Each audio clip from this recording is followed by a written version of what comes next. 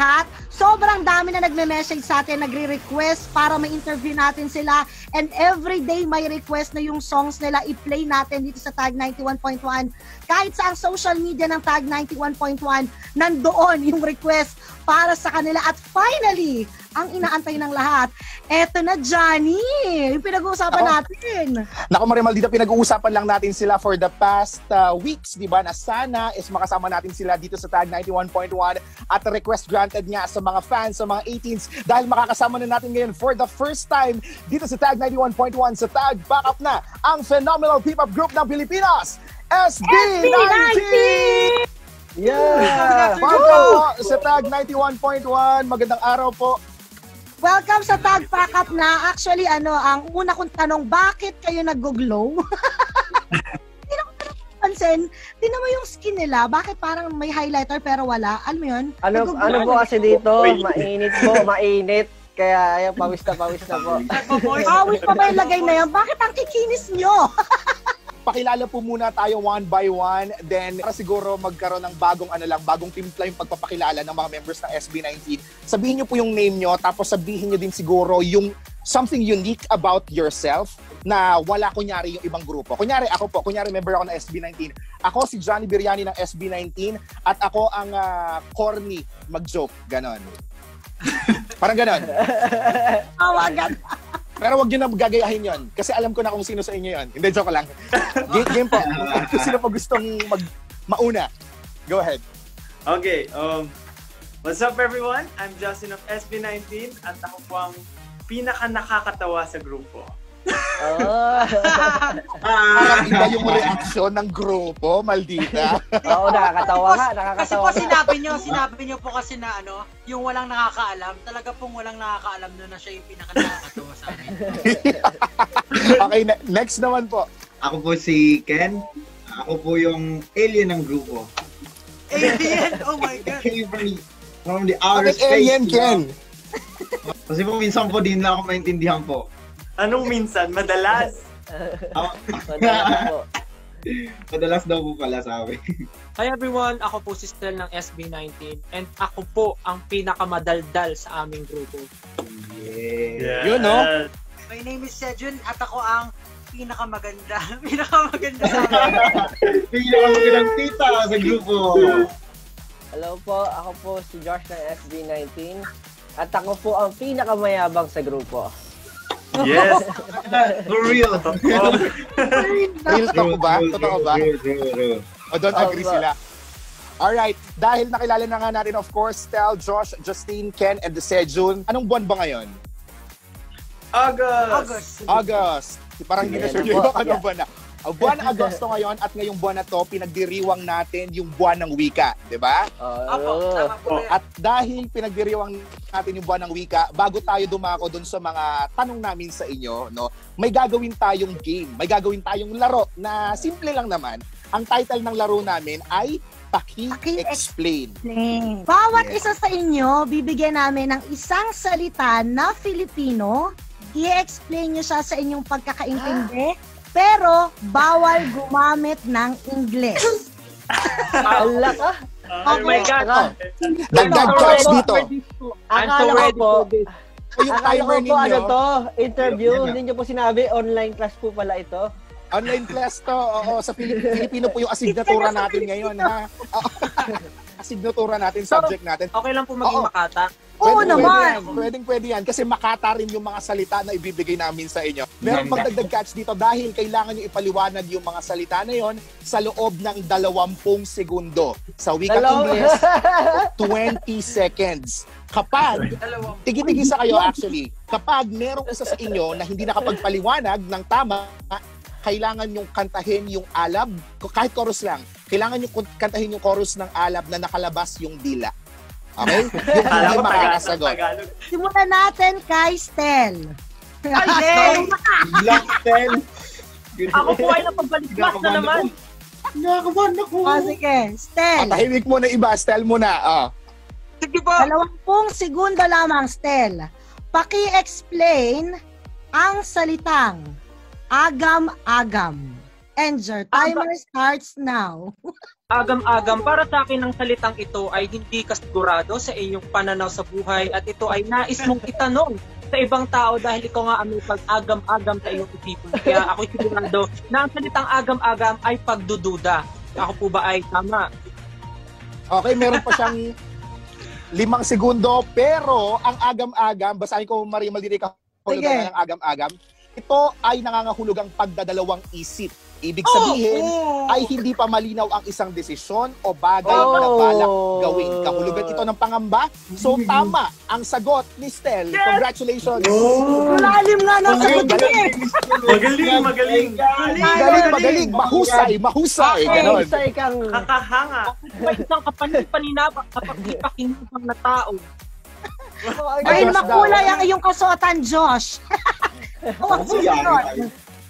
Ako pala. Paki-explain, ang lalim nito, ang salitang hatinig. Hatinig. Hatinig. Walang magugugel. Ang iyong oras magsisimula na ngayon. Hatinig. Ako ay hindi sigurado bagamat sumalit. Ito ay isang napakalalim na salita. Ito ay katagang ngayon ko lang narinig. At baka pwede naman pong makahingi ng konting 2, 1. Ehemplo.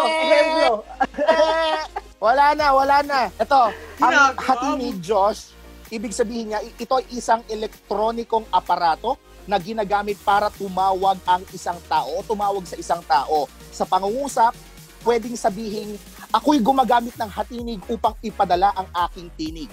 Sa Ingles, ito ay telephone.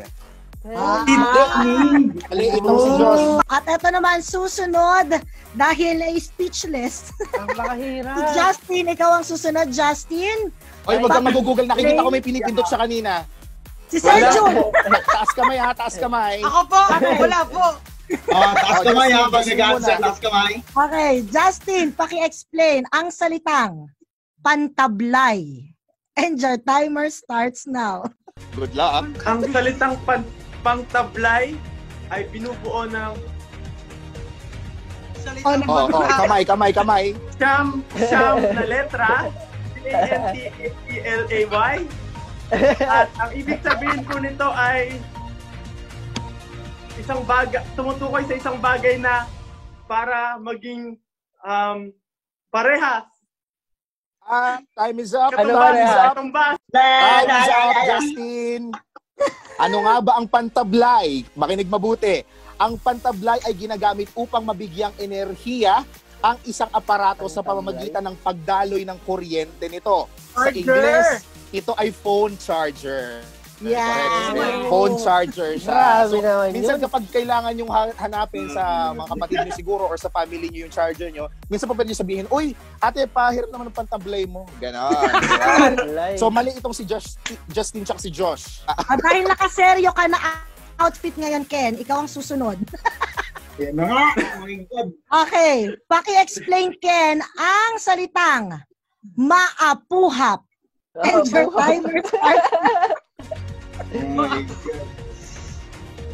Itong salitang ito ay sobrang panibago sa aking mga tenga. Nakakawindang.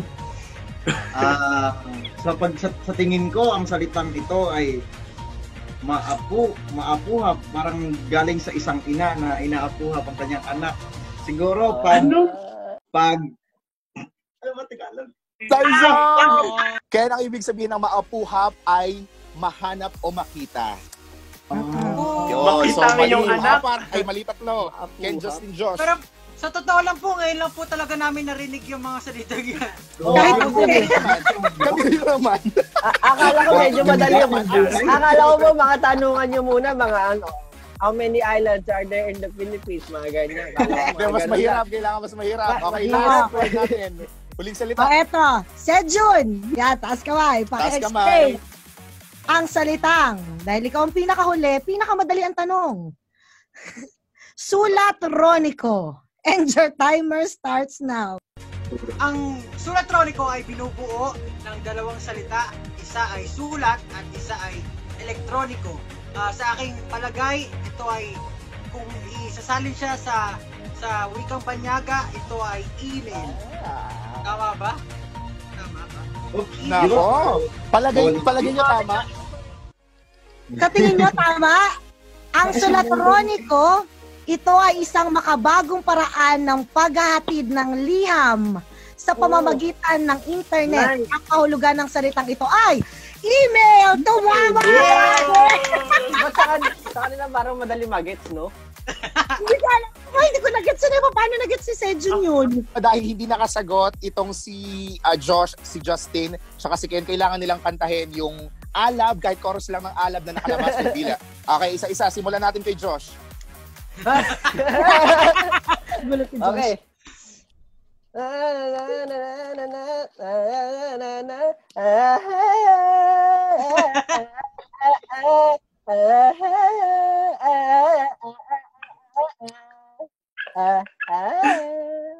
Alright, ibigyan pa rin namin yung chorus. Parang cute to, no? Parang hindi siya Ano? cute niya doon. Okay, ito naman pakinggan naman natin, Justine.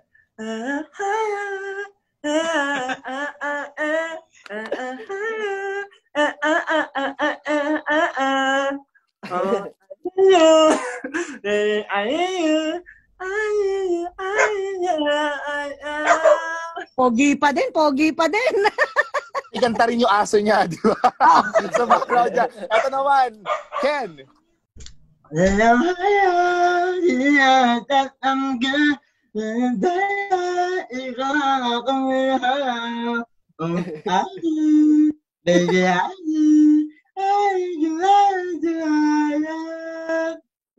Bakit kinakatamatcha pa rin yung datingan? Ganunan pa din. Oo. Bigla ako yun, ha? Para po silang yung mga bata na nakikipag-asaran. Oo, Oo nga eh. Magtatap din to sa chart, no, for sure. Eto naman, let's move on sa mga questions natin. Katulad ng sinabi namin sa inyo kanina is, the goal of the interview is ma-reintroduce kayo sa mga possible pa natin maging bagong fans din at the same time. So, mag-throwback muna tayo dun sa mga naging journey nyo bilang grupo, no? Feel free to butt in po sa kung sino man yung gustong sumagot. Paano nga ba nabuo yung grupo ng SB19? Wait lang, na mental block po. Ako po yung nag-aagam-agam, saglit lamang po. Ayun po. Ang SB19 po ay paano po kami nabuo? Ayun po, tulad po ng sinasabi ko, last 2016 po kasi yung company po namin, naggawa po sila ng pangmalawakang auditions. Syempre po, isa po kami sa mga kabataan na gusto po talagang mag-step up po sa game and gusto po namin maging tulad nga po ng ganito, maging artist po, maging professional performer. And ayun po, parang nagbakasakali lang naman po kami nung una, hindi naman po namin inaasahan na mangyayari po sa buhay namin. Nagdalawang isip po kami, pero hindi po kami natakot sumubok. Kabuti na lang po nakapasok po kami. And marami po kasing katulad namin na nakasama na po namin ng audition and nakapasok rin po. Pero ayun po, nababawasan din po kami nun. Hanggang sa mabuo po kaming 5, matira kaming 5, and dun po nag-start yung SB19. Pero bakit SB19 yung pinangalan sa inyo? SB19 po siya. Sa totoo lang po kasi po, kumbaga nag-take pride kami dun sa pangalan ng kumpanya namin, which is Show BT Philippines, SBT. Kinuha po namin yung initials nila na SB.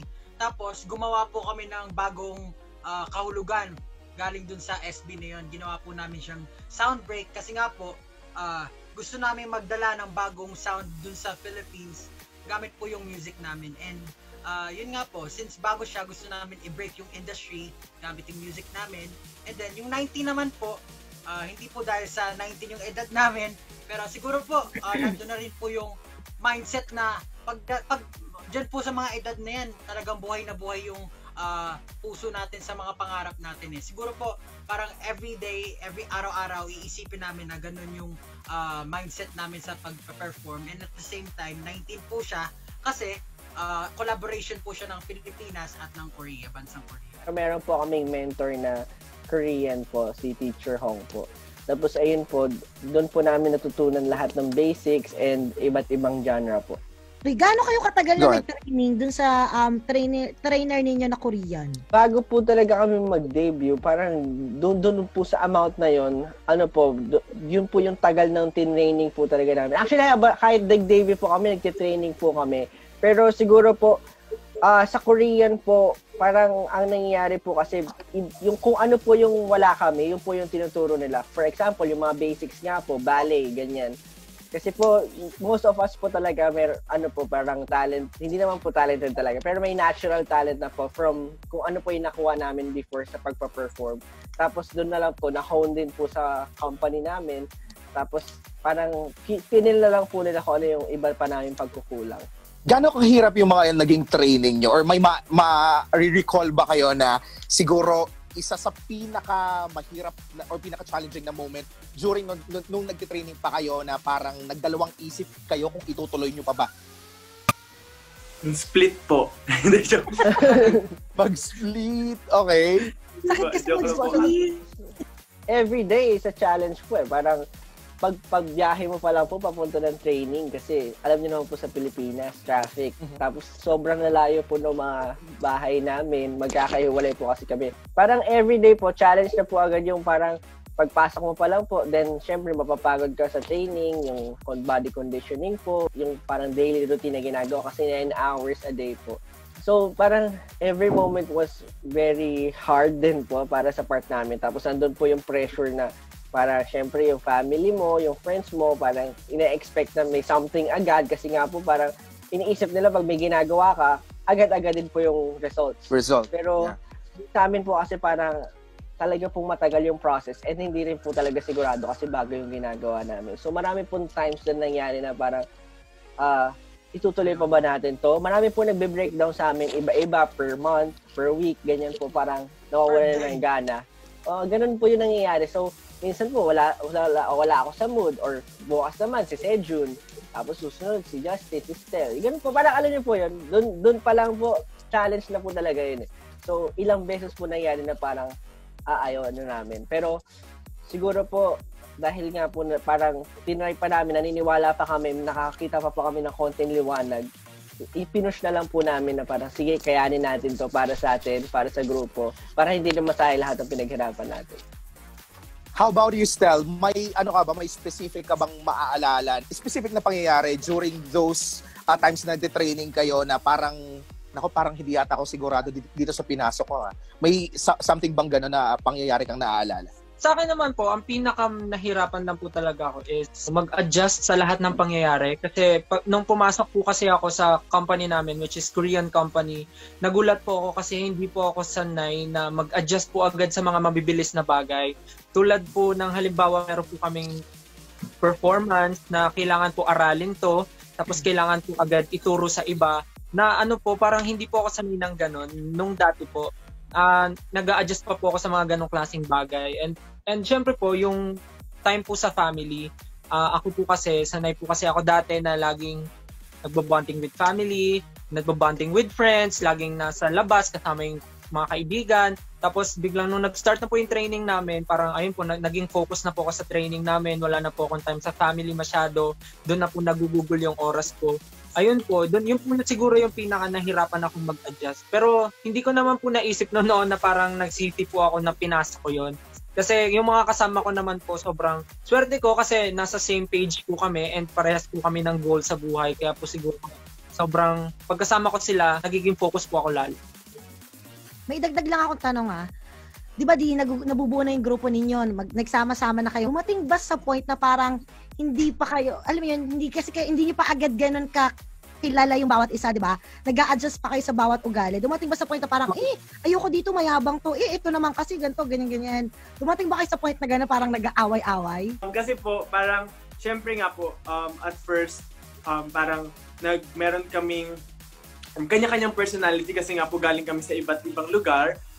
Tapos po, syempre, at first po nung marami pa kaming trainees, may grupo-grupo, parang hindi kami masyadong close si ganito, pero kami close, parang may ganun po. Pero nung time na malapit na kami mag-debut, si Ken po kasi yung pinaka-last na member na nasama, and galing po siya sa Mindanao. So, sa time na yon na medyo nahihirapan kaming mag-adjust kasi kaming apat po, medyo matagal nang magkakasama. Si Ken, parang kakarating lang. Challenge sa amin, syempre mas challenge sa kanya kasi kailangan niya pong mag-adjust, galing siya sa Mindanao, marami siyang kailangan baguhin, intindihin, ganyan po. And syempre, sa side namin, kailangan din namin intindihan, kailangan namin i-accept kung ano yung meron siya. Pero, syempre, at first po, mahirap kasi may iba't iba kaming personality eh. Kumbaga, kaming apat po parang medyo mas mag-gets namin yung bawat isa. Si Ken, syempre, kailangan niya pang intindihin ano yung ugali nito, ano yung ugali niyan. Pero ngayon po, we're happy na syempre nag-adjust lahat, mas nagkaintindihan na nung tumagal na yung panahon na umu-okay lahat, nag-improve lahat. Kumbaga, yung pasok ni Ken sa amin na may, parang gano'n, may mga challenges, nakatulong siya para mas maging understanding pa kami sa bawat isa and sa lahat din po nung nangyayari. Alright, Ken? Siguro po sa ganung dahil po siguro sa surroundings po, siguro bago lang po pagdating kasi nga po kinalakihan mo iba po pagdating dito sa malaking city, Manila. So, grabe yung challenge na yun para sa akin para magbago kasi di ako ganun kasanay kasi syempre yung lugar po namin, probinsya lang po, konting-konti lang po yung tao and halos makikilala mo po lahat. Pero yung kinaibahan dito, sobrang laki dito and iba-iba yung tao na makakasalamuha mo. So, ayun po, siguro yung po yung pagbabago po. Kailangan mong mag-adapt dun sa bago mong lugar na titirhan. Kaya mahirap din po yung ganun. Paano mo siya na-overcome? Siguro po, yung kailangan mo lang po talaga, kailangan mo maging open po. Kailangan mong i-accept kung ano man yung opinion ng ibang grupo mo para sa'yo. Kasi kailangan po lang siguro isipin na para lang din po sa ikabubuti ng lahat and lalo na po sa sarili mo po. Yun po. Ay, si Sejun. Lagi po kami nag-aaway pero po hindi po yung, siguro po araw-araw meron po kaming argument pero hindi po yung bad argument na kumbaga talagang masisira yung grupo namin. Ako po kasi parang sobrang opinionated ko rin po eh. Kumbaga, lalo na po pagdating sa music, pag may mga ideas po talaga ako, gusto ko yun yung nasusunod or kung hindi man, gusto ko mapaprove na mas maganda yung sinasabi nila. Dahil doon, nag-aaway-away kami or nag-argue kami hanggang sa mag-come up din kami sa isang idea na talagang magiging satisfied lahat. As masasabi rin namin na ito nga yung pinakamagandang nagawa namin. Para po sa akin, okay po yung mga ganong pangyayari. Pero minsan din po kasi kumbaga, para po sa akin kung laging maging understanding, hindi sisitahin or hindi ka magsasalita dun sa mga bagay na yan. Kumbaga, walang mangyayari eh. Understanding ka lang, oo. Pero mababattle up yung mga nararamdaman mo sa loob kaysa sabihin mo na lang. Mas maganda rin yung nag-argue ng ganun para ma-resolve at makagawa ng bagong mga creative ideas. Bilang leader ng grupo, gaano kahirap yung position mo as the leader of the group? Honestly po, yung mga kagrupo ko po, sobrang talented po nila eh. Kumbaga, sinasabi ko nga po lagi para sa akin, label lang po eh. Kumbaga, hindi naman po talaga leader or yung tingin ko sa sarili ko, kumbaga, parang label lang. Kasi po, bawat isa po sa amin may ambag or merong idea na naibibigay para mapabuti yung grupo namin. At times, masasabi ko rin na may ugali po ako na pasaway. Kumbaga, kuwari, may ideas ako na gusto ko talaga masunod. Pero po, siguro at the end of the day, gusto ko lang po na maayos talaga yung grupo namin lagi, na walang pinag-aawayan. Kung mag-away man, gusto ko mariresolve agad yon para patuloy po yung paggawa namin, patuloy po yung grupo namin. Ano yung nagbago sa inyo, sa bawat isa sa inyo, nung napapasok kayo sa SB19? In terms of personality, life, physical, mga ganyan, anything? Pwede po akong sumagot ulit? Sige Go lang, ahead. Feel free po. Honestly, hindi po ako yung group people. Hindi po ako mahilig sa big crowds. Gusto ko po ako lang, mag-isa lagi. Hindi po ako team player, kumbaga. Sobrang hirap po sa akin nung napasali ako sa grupo kasi nga po, kailangan mag-adjust ka. Kailangan pakinggan mo lahat. And ako po, yung tipo ng tao na kung hindi mo ako nakukumbinse na maganda or bagay yung gagawin mo, hindi ako papayag. Ganun po. Kaya medyo lagi po kami nag-aaway dahil doon. At masasabi ko po rin na ngayon, medyo nagbabago na po ako. Mas nakikinig na po ako sa mga kagrupo ko. Mas naayos ko na po yung ugali ko pagdating po sa pakikisalamuha sa mga tao. Sobrang thankful po ako dun sa experience na nabigay sa akin itong journey namin ng SB9. May tanong lang kay Sejun ha. Napansin ko lang kanina, may kasama ka ba dyan? Parang may blood hair na gumanong kanina. Kiss mo sa Maldita. Kapatid ko po yun. Kapatid ko po yun. Kaysa po iba talaga yung mata ni Maria Maldita eh. Baka Di ba mamaya white sabihin ng mga lady fan, yun? ala, may jowa na pala si Sejun. Kapatid ko. Baka mamaya, ano eh, oh, ayun, Kapatid, oo, kapatid ko ayan. po. Okay. Para ano mga fan, kapatid na yan, ha? Okay, clarify po natin. Alright, how about other members po? Ako po kasi nung nagsimula po ako pumasok sa company, sobrang parang wala akong alam sa mundo. Nung pumasok po kasi ako, estudyante lang po ako, and yung ginagawa ko lang po talaga is pasok uwi, hindi po ako mahilig masyadong gumala, ganyan. So, wala po akong idea masyado sa ano yung nangyayari talaga outside sa labas. And dun po, pagpasok ako, mas marami akong nakilalang tao na iba-iba yung personality nga po. And iba rin natututunan ko sa kanila na siyempre may iba't iba silang ginagawa sa buhay, sinishare nila, kinikwento nila. Mas parang lumawak po yung perspective ko sa mga bagay-bagay. Mas marami pa akong ina-expect sa mga possibilities. Kumbaga yun po, mas naging open po ako sa possibilities sa lahat. Ayun po.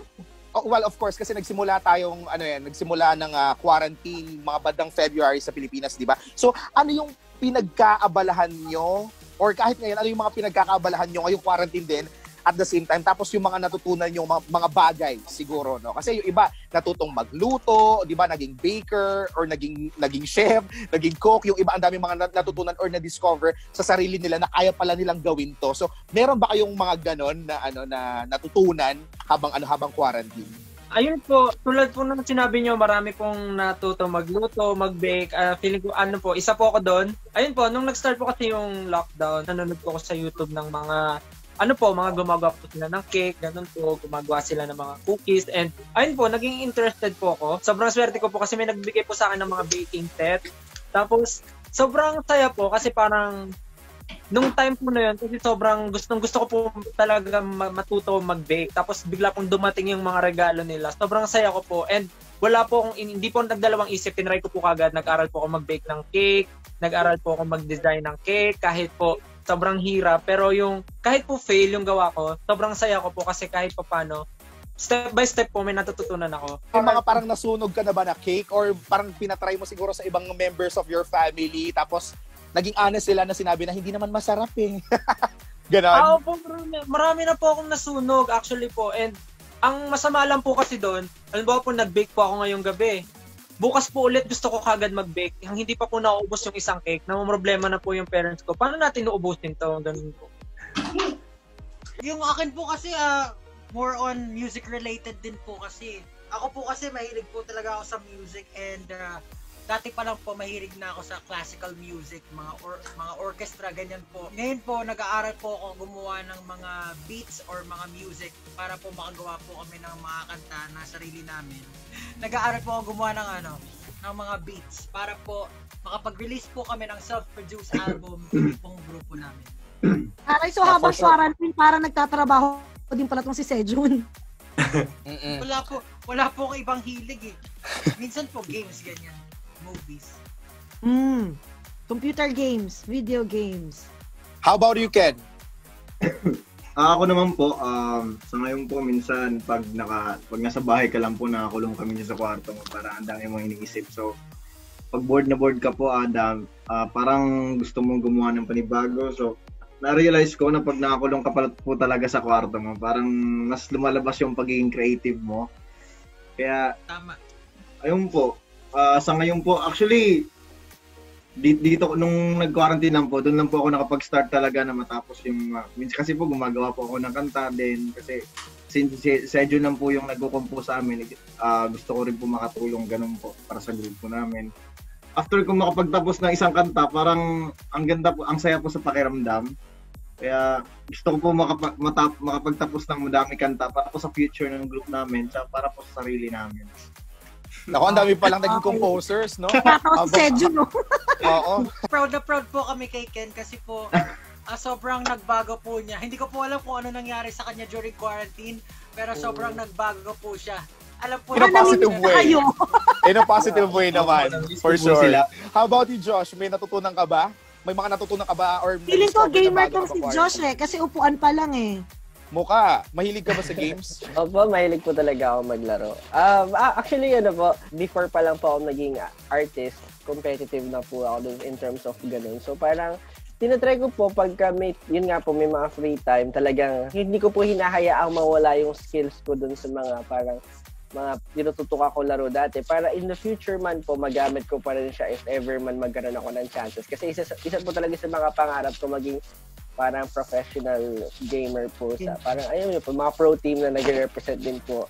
Pero ayun po, since artist nga po ngayon, parang doon po muna yung focus. Then ayun po, parang buhat-buhat po workout since sa bahay lang po, parang kailangan din po na exercise. Hindi po talaga ako sanay kasi lang parang walang ginagawa for the entire day. Parang hindi po ako mapakali. So yun po, naghahanap din po ako ng magagawa. So yun po. Ako naman po, marami pa akong na-try mag-drawing, ganyan-ganyan. Pero isa rin po is mag-drive. Nag-aral po ako mag-drive during quarantine. Actually, ayoko sana talaga kasi gusto ko lang matulog sa biyahe, ganyan. Nagpapasilo lang po ako sa parents ko. Pero parang naisip ko, kakailanganin ko rin po and sayang yung time na nasa bahay lang. So, why not mag-aral, mag-drive. At least, magagamit ko naman po siya sa lahat po. Ayun. Gano'n naman kalayo yung distance nung pag-aaral mong mag-drive? Sa susunod na bahay lang daw, charot. Inikot lang ba yung isang compound? Gano'n kalayo? Papasok po ng trabaho, ginagamit niya po. Opo. One time po, sumakay po ako, siya yung nagda-drive. So, bala ko po matulog lang nun dapat. Matutulog lang po ako dapat. Pero siya po yung nagda-drive, medyo nakaganyan po ako. Ito, since of course na-launch kayo officially noong 2018, bumulusok lalo yung followers nyo sa social media, lalo na ngayon, di ba? So, our next question is, paano nyo hinahandle yung mga, sabihin na natin mga negative comments? Kasi alam nyo, hindi naman maiiwasan yan, di ba? Sa kahit sinong influencers or kahit kaninong personality siguro, makaka-receive ng medyo nega na comment. So, sabihin na natin, paano nyo hinahandle yung mga naging or mga bashers nyo, kahit hanggang ngayon siguro. Kung Example meron. ito ha, singit lang ako. Example, Go kasi ahead. nung unang labas ninyo, may mga nakita akong comment, yung unang labas niyo sa TV, sabi nung mga iba, ay, bakit gano'n? Parang ginagaya nyo yung mga K-pop. Tapos sabi, ay, ganyan-ganyan. Alam mo yung mga negative comments sa mga gano'n. Sample lang naman yun. Siguro po dyan po, kasi sa atin po mga Pilipino, syempre, para po tayo, parang naninibago po tayo sa ibang mga bagay na, syempre na, yun nga po, bago sa pandinig natin o kaya sa paningin natin. So, alam po namin talaga, bago po namin talaga pasukin tong industry at trabaho na to, career na to, na mahihirapan po kami. Pero yun nga po, medyo kabaliktaran po yung nangyari kasi parang natanggap din po kami agad ng mga tao kahit parang pakiramdam po namin, yun nga po, mahihirapan po. Pero ang nangyayari po kasi para iniisip po namin, hindi lang naman po kami yung makakapagpatunay na para ma-accept po nila. Kumbaga, since nga po nagkakaroon na rin po ng ibang grupo, dito na po siguro pumapasok yung parang in time ma-accept din po na dating mga Pilipino, yung P-pop, or ito na po yung magiging normal din po. Kung quarantine nga po, may new normal. Siguro sa music, may magkakaroon din po ng mga new normal na bagong tunog. Doon po sa parang yung mga ganun nga pong comments, kagaya po ng example ko, parang hindi natin mapiplease lahat. Kung ano yung para sa amin, ginagawa po namin, and we're trying to get lang po kung ano yung parang magagandang comments, or kahit sa negative po kasi may mapupulot kang something na to help us improve. Kasi mahirap din pong tignan yung sarili. Kumbaga, kung magre-reflect ka sa sarili mo, parang mas mahirap siya. At least, merong audience, yung fans, kahit po yung bashers. Kumbaga, nakakatulong sila. Ginagamit namin yon as an instrument to improve ourselves. Kumbaga, kahit may negative comments, we're trying our best to turn it into positive. And ayun nga po, yung mga negative na comments nila, di talaga natin sila mapiplease unless mapakita talaga natin kung ano yung point natin. Ayun po. Kumbaga may logical criticism naman po. Siguro yung iba kasi, parang sasabi natin baka po parang troll lang po, pero hindi naman natin masisisi. Baka yun po yung alam niyo po yung nagpapasaya sa kanila. Pero yung mga logical criticism, siguro po talagang tinitake note din po namin. At para alam po namin kung saan kami naglalak, parang doon po namin i-improve, sisimulan i-improve yung mga sarili namin. Minsan po parang gusto mo ring sagutin talaga yung mga iba yung hurtful Yung iba kasi po hurtful na po yung pagko-comment nila eh. Kumbaga hindi na lang para magbigay ng komento para mapaganda yung gawa mo. Gusto ka na lang talaga nilang tirahin or saktan kung ano man yung ginagawa mo. Parang gusto mo na lang po mag-reply. Pero syempre po kailangan mong pigilan yung sarili mo. Kailangan mong mas isipin yung mga tao na naniniwala sa iyo, yung mga taong naniniwala sa kakayahan mo at ang mga mararating mo. Siguro po pag mga time siguro nagdi-detoxify na lang ako sa social media. Kumbaga hindi na lang ako tumitingin sa social media, ina-off ko yung phone ko, gawa-gawa na lang ako ng mga music sa kwarto ko. Siguro talagang kailangan mo kontrolin yung mind mo na maging focus sa goal mo kaysa dun sa mga sinasabi ng mga tao sa'yo. Ikaw naman, Ken, nagko-comment ka ba minsan sa mga, let's say, mga negative mong nare-receive na comments? Then nagre-reply ka ba dun sa mga comments na yon or binablock mo ba sila? Anong ginagawa mo dun sa mga nega comments? Natatawa nga po ako eh. Pag may mga negative comments po about sa akin. Actually po, sobrang natatawa po ako sa mga ganyan. Kasi po, wala naman po silang mapapatunayan about sa mga bagay na sinasabi po nila sa amin eh. Yung iba po na sobrang harsh po talaga, ganoon lang po iniisip ko. Pero yung iba po na pwede po talaga namin pag yung mga suggestion po nila, feel ko po na para makatulong po sa amin, talagang tinitake po talaga po namin mga ganong criticism po. Kasi kailangan po namin siguro kumuha ng opinion ng ibang tao po. Kasi para mas lumawak po yung kaalaman namin pagdating po sa mga bagay na ganito, ganyan. Okay, ikaw naman, Stal. Siguro po, same lang kay Sejun din. Minsan gusto mo na rin mag-reply, pero iniisip mo na lang na parang, hindi, okay lang yan. Kasi po, yung mga ganong klase po yung example niyo po na parang yung pambabash po sa amin. Parang, ano lang po sa amin yung parang, tinatawanan na lang po namin yung mga ganon. Kasi parang, alam naman po namin kung ano po talaga yung goal namin as a group. And alam naman po talaga namin kung ano yung gusto namin gawin. And sure po kami doon sa balak namin and gusto namin mangyari sa grupo namin. Siguro po, ang pinaka na sad lang, wow na sad, pinaka na-trigger lang po talaga siguro ako. Pag lagi po nila akong ina-atake when it comes to visual po, yun lang po, lagi po nila sinasabi, parang paano ka napunta sa grupo na yan kasi ang pangit mo naman. Mga ganun po, doon lang po ako na-trigger kasi ang take ko lang naman po doon, para sa akin, tumali po ako sa group na to para po i-showcase po yung talent ko. Hindi po yung, alam niyo po, parang ganun. Kasi iniisip po kasi nila pagka-idol, parang kailangan po pogi ka, gano'n. Well, siguro po, ito na po yung bago ngayon, yung kahit hindi ka pogi, basta may talent ka, yun, kaya mo yan, kaya mo makipagsabayan, parang gano'n. Basta may talent ka, huwag ka mahiya, pakita mo yung talent mo, yun po yung masasabi ko. True. Sino nagsabi sa yan? Tara, awayin natin. Awayin natin. Pero ano rin po, okay lang rin naman po minsan makarinig ng ganun, makabasa ng ganun. Kasi ngayon po, nai-improve ko po kahit pa paano yung itsura ko, pananamit ko, ganun, nag-aaral po ako paano ayusin yung buhok, ganun po. Kaya, ayun po, na okay rin makabasa, wag lang po talaga yung sobra. Pero okay lang kung sasobrahan nila, go lang. Kaya pala si Stel, kanina pa nag-ayos ng buhok, pa ganyan-ganyan siya kanina pa. Naka-side lang siya. Sa angle daw yan eh. Ito na pala daw dito ha, side. sa SB19, kasi na medyo nasubaybayan ko talaga kayo, no? Yung mga bashers ninyo, wala sa inyong pumapansin talaga sa kanila. Ang nangyayari, parang every year, paangat kayo ng paangat, tapos pinatunayan nyo sa kanila na eto kami, nagtatap kami sa mga chart. Yun lang yung nakikita ko. Alam mo yung, hindi talaga nila pinapansin yung mga bashers. Pinapatunayan nila na eto, may talent kami. Doon ako natutuwa sa SB19. Meron po ako pinansin. Nag-comment po siya sa Facebook post ko po. Tapos parang binabash niya po kami na bakit daw kami nanalo ng awards. Hindi naman daw po maganda yung music namin. Wala. Ako nagtawa lang po ako kasi alam ko naman control. Pero ayun nga po, since nasa territory ko na po, wall ko na po, tinag ko na lang po yung mga maala-ala mo kaya, rabbit hole po. Ganun po.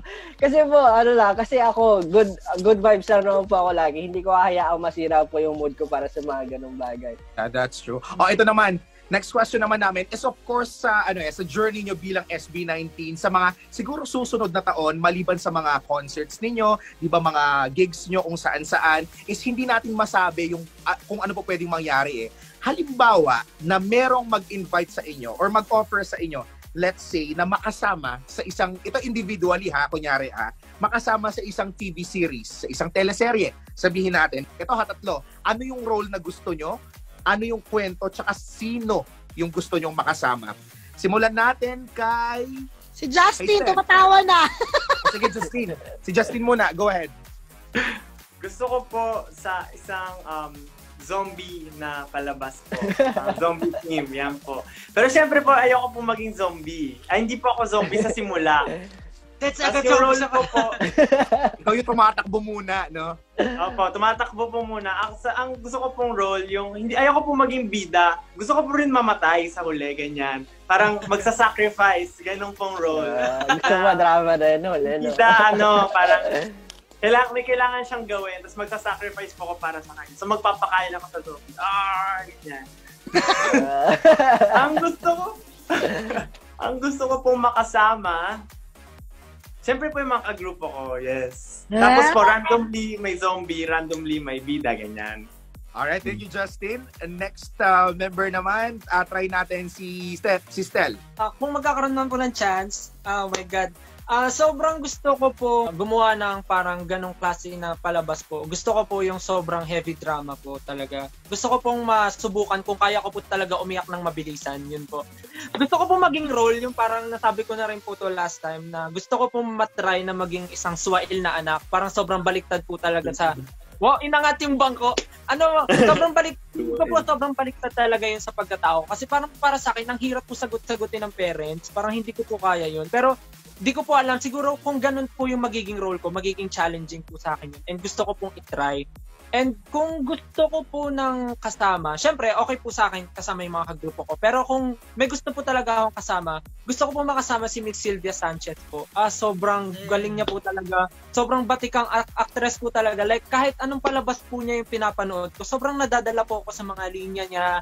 Tumitingin lang po ako sa mata niya, alam po na po agad yung nararamdaman niya inside. Parang gusto ko po magkaroon ng ganong katrabaho na kahit hindi ka siguro marunong, i-drive ka niya kung saan ka dapat and mafe-feel mo kung saan ka dapat patungo. Ayun po, nakaka-excite po isipin, pero feeling ko matagal pa po yun. Opo. Malay nyo, malapit na soon, no? Pero ito naman, tanungin naman natin si Josh. Opo, kasi may matagal na po ako talagang pangarap din po na parang in the future po, gusto ko po talaga parang yung story po ng buhay ko, ng family namin, ganun. Parang, kumbaga maging, ko po sa movie, parang ganun po. So, parang, syempre po, ako po yung bida siguro, ganun. Parang gusto ko lang po ma-share din sa iba yung experience na nadaanan ko para po mas ma-inspire yung ibang tao na magsumuko, ganun po.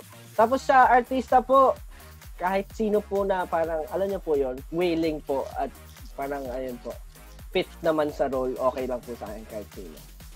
Ano kang ang magro-roll daw sa'yo, ang gaganap ng bilang ikaw ay Piolo Pascual, ganyanan. Yeah. Pwede po. Si Ken naman, ikaw Ken. Kung movie lang po, siguro gusto ko po yung madugo talaga na movie. Nako po. Actually po, sobrang pangarap ko maging killer sa movie. Yung po yung mga gusto ko talaga yung mga psycho, no? Wala po akong masyadong kilala din po. Kasi pagdating po kami, pag may nakikita po kami artista, tinatanong ko po sila, sino yan? Ganun po. Kasi wala po masyadong kilala po talaga sa mga artist. So, pagdating po ganyan, siguro po gusto ko makasama si Sejun. Ano si Sejun? Sejun po yung gusto ko makasama. Nakakabulin mo, Siya yung mapatayin mo, gano'n. Hindi. Gusto ko killer kaming dalawa. Gano'n. Yung kumadumit si Sejun, killer kaming dalawa. Payag ba si Sejun? Papayag mo dyan. Si Sejun, ano naman ang sagot mo, role mo, ganyan, makasama. Honestly, hindi ko pa rin po nakakwento to sa mga kagrupo ko. Wala po nakakaalam. Pero mahilig din po talaga ako umarte. Tapos po, madalas po nung high school, pagdating ng college, palagi po akong lead role, mga ganyan. Tapos marami rin po kasi akong experience sa pag-acting. Masali po ako ng mga theater talaga before. Pero alam niyo pa, pagdating ko po dito sa career na to, parang hindi naman po sa nakalimutan, pero nandun pa rin po yung love ko for acting. Pero ayun po, parang hindi ko na siya talagang pinofocus. Tapos gusto ko rin po yung mga genre na sinasabi ni Ken. Kumbaga gusto ko rin po yung mga psychopath. Pero gusto ko rin po maging bida sa horror movie, ganyan. Mga takot-takotan. Gusto mo kasama? Ay, meron po akong mga idol dito sa Philippines. Siguro po si Sir John Lloyd Cruz. Ayun talaga, Oh. bilib na bilib po ako umarte dyan kay Sir John Lloyd Grabe Cruz. naman. Ngayon po, hindi ko po na siya masyado nakikita pero namimiss sana po gumawa ulit siya ng mga series or pelikula na nandun po siya para po mapanood ko na po ulit siya. Pero po, ayun po, si Sir John Lloyd Cruz. Yung susunod na question natin, Johnny, ito yung inaabangan ng mga fans. Diba? Yes, of course. Actually, yung ibang mga fans, alam na yung sagot dun sa ibang mga members. Pero let's see kung ano nga ba yung magiging sagot nila sa last question natin sa kanila. Maria Maldita, itanong mo na. Sino ang ultimate celebrity crush ninyo sa showbiz? Pwedeng international, local, napakamot siya. Wala. Si Stella. Wala. Ako po, sa international, Ay, ako na. pares tayo eh. Si Alexandra Daddario po, pares kami ni Sejo ng crush Okay, na crush. Western actress po. Yun.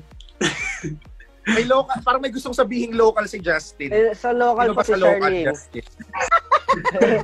Ayaw mo Sino? sabihin. Gusto natin manggaling sa kanya mismo. Oh, Justin, sino daw? Si Miss Sherlyn San Pedro po sa Philippines po. Nag-meet na kayo? Personal, hindi pa. Isa po. Nagkakitaan lang po sa show po, gano'n. So, ano nangyari sa'yo? Nangisay po. Tulala. Si ano po sa akin, international po yung mga gusto ko po eh. Rihanna po, Georgia Smith, Nicki. Ang kapatid ni Kylie, si Kendall po. Kendall. Medyo ano po ako sa mga morena or dark skin po. Yung mga Latina na beauty po. Yung Actually po, wala po akong time sa mga ganyan eh. Hinahangaan lang. Okay, focus sa work eh. Hindi po. Pero po, nasabi ko na po before, simula po nung napanood ko po siya kasi sa PBB, sobrang natuwa na po ako sa personality niya. Si Miss Maris Racal po. Yun po. Sobrang gusto ko po yung personality niya. Ang cute niya po sa personal. Ayun lang. Josh. Ay, Josh, ako po Josh. ba? Ay, kasama po pala ako. Ayun sabihin. Hindi, baka magalit po sa Crush na rin po si assistant Maris. kasi. Kasi po, ayun po. Mga agaw. Hala, sumarit din pa. Si Miss Maris Racal po sa local, tapos international po si Yeji tsaka si Jennie Blackpink po. Blackpink po. Okay. Yes, Blackpink. May mga fans na nag-message sa amin hanggang kanina, nag-top 1 pala kayo dito sa UAE iTunes chart noong July 31 hanggang August 3 para sa Get in the Zone na bagong album ninyo. So, tell us something about the album, tsaka sabihin nyo rin kung ano yung mga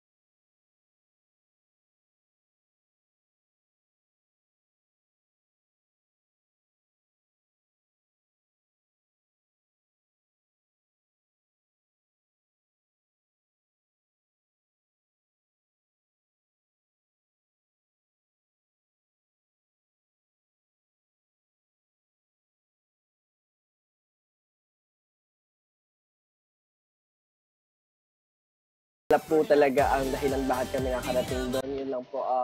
We want to thank everyone and keep safe po. And congratulations once again kasi nag-top 2 kayo, di ba, ngayon sa Billboard Social 50 chart, tsaka top 6 naman on Emerging Artists chart. Maraming salamat. Nakasama po natin dito sa Tag 91.1, Stel, Josh, Justine, Ken, and Sejun, SB19! Maraming salamat. Thank you po. Kaya kayo dito ha, dumaan kayo sa Tag 91.1. Inaabangan namin kayo dito, Yes, po. promise. Salamat po. Enjoy po kami. Salamat po.